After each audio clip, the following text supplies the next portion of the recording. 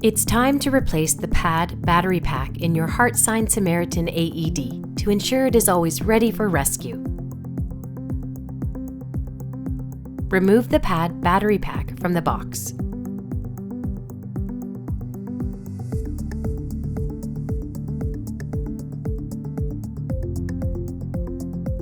Open the case and turn over the AED.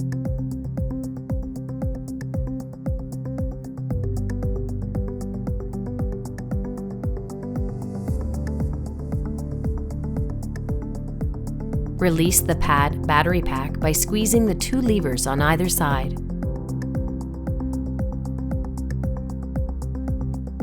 Slide the new Pad battery pack in position until it clicks into place. The green light will flash indicating the AED is ready for rescue. This will also be visible once the case is back on. Your new Pad battery pack will be good for 4 years from the date of install. Action First Aid's AED tracking tool Ready for Action will help you keep your records up to date.